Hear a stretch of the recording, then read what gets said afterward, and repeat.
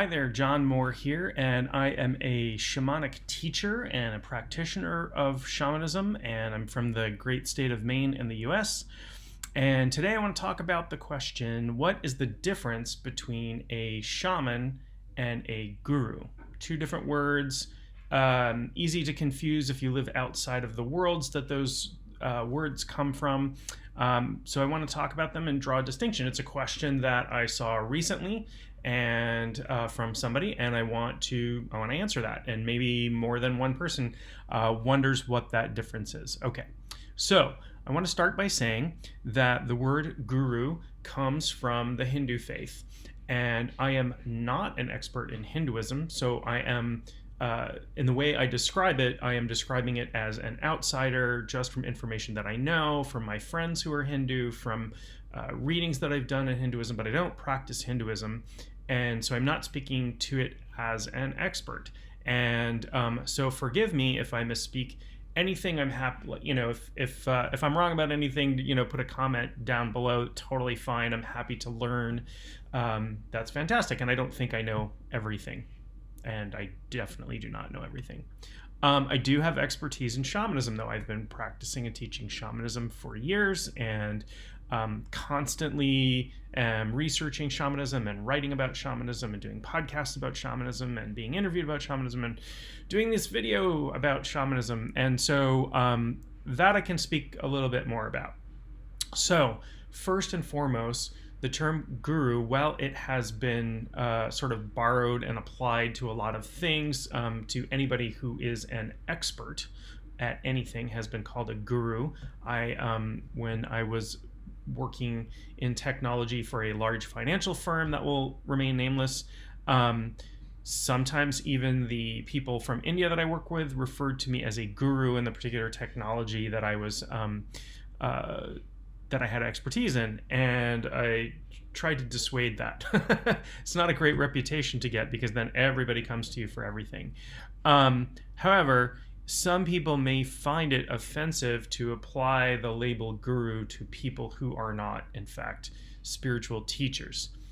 So the interesting thing here is, the thing that is very interesting to me about Hinduism is that there are many sects of Hinduism, so you can't really talk about Hinduism as a whole without getting some parts of it wrong in really in general terms, because there's so many different beliefs. There are tens of thousands of gods, I'm led to understand. People worship differently depending upon which sect they belong to and which part of the country they're from, and all of those things, what family they're from, their traditions. And so all of that leads to somebody who's outside of that religion maybe having some difficulty grasping that. But guru specifically refers to a spiritual teacher in Hinduism. There may be other terms, and there are other terms for people who are priests or monks or what have you in the Hindu faith. And but guru is like a teacher, and it's a teacher who generally can initiate you into whatever pathway they're on. And so in that way, there's a tradition of guru worship, in that the guru is sort of sometimes when people practice that, is a stand-in for the divine, and you try to become closer to the divine by emulating the guru or worshiping the guru, or sitting at the feet of the guru and getting shaktipat, which is a transfer of energy. And certainly I'm not claiming that all gurus work the same way, because again, the Hindu faith is huge and widely varied in all of those things. But it's important to note that a guru is a spiritual functionary, and some of what they might be doing could be shamanic, right? They could be practicing something that we would recognize as shamanism. That's not always the case, and that's not always true, and it's not necessary for somebody to be a guru. On the other hand, somebody who is a shaman or shamanic practitioner or shamanic teacher does in fact practice shamanism, we say that shamanism is the use of altered states of consciousness to access non-ordinary realms of reality and work with helping spirits. Those are kind of the three components. And so in that respect, somebody who's a shaman, like an indigenous culture, or in non-indigenous culture, a shaman or shamanic practitioner or shamanic healer, whatever term they want to use, might be practicing and might not be a teacher and might not be initiating people. And so they don't, and definitely the majority of them are not of Hindu faith. While there are shamanic people practicing shamanism in just about every type of faith, either even people who do Christianity that way in an esoteric fashion. So you might go to a shaman for healing, and they might not be your teacher. Or you might go to them for teaching, or you might go to them for healing and teaching. So there's sort of like some different functions that a shaman might practice.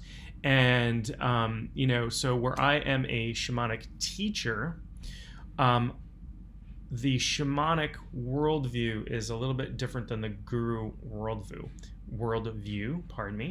and that's not to say that one is better than the other. By drawing a distinction, and because I'm a shamanic practitioner, I'm not saying there's anything wrong with the way anybody else is doing it.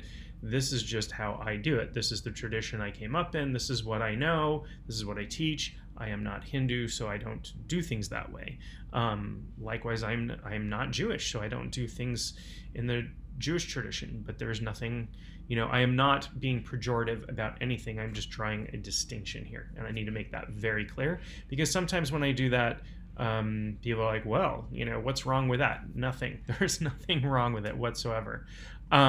So I always tell my students I am a guide, not a guru, because the way that I teach in shamanism is that I am going to lead you to a path, but it's going to be up to you to take that path.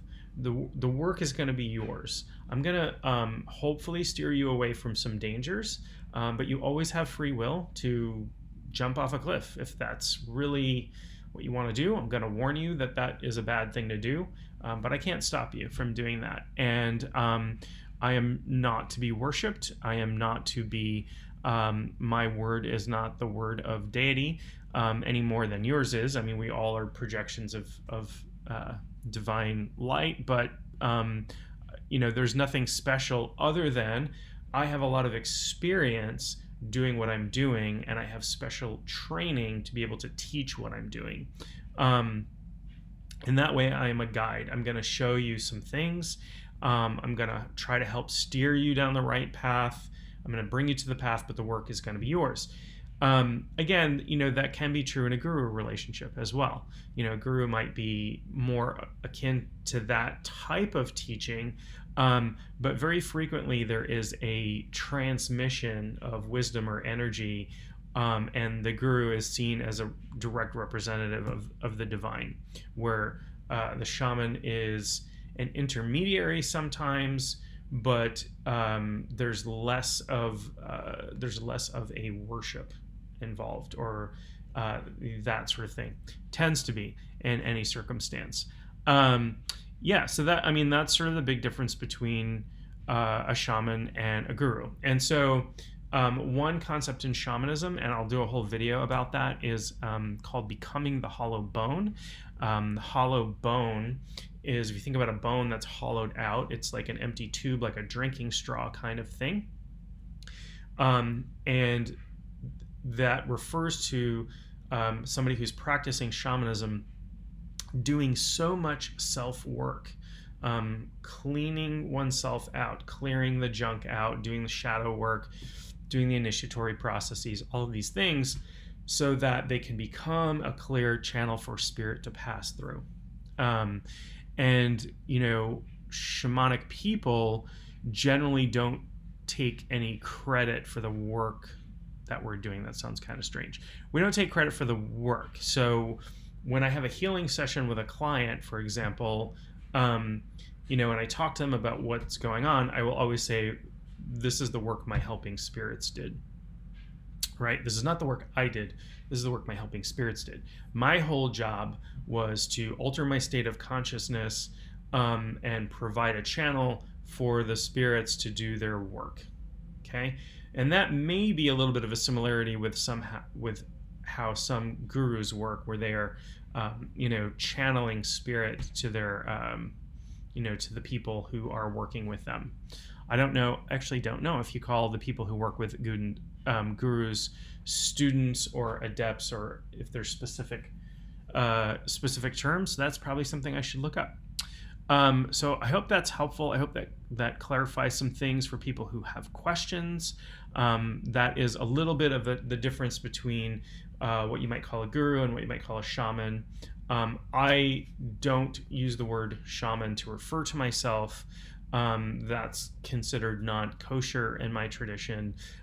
So I say I'm a shamanic practitioner or shamanic teacher, because that describes what I do and not what I am, kind of thing. And I'll do, I've talked about that before in other videos, but I'll do a video about that, about is it okay to call yourself a shaman? And the short answer to that is, in my tradition, no, and other traditions, maybe. I will wrap that up there. I will talk to you real soon. I hope you stay healthy and happy, and don't forget to subscribe to this channel. This channel is growing. I'm putting new videos out almost every day, and I just really love spreading information about shamanism, which is the path that has chosen me. And we'll talk to you soon.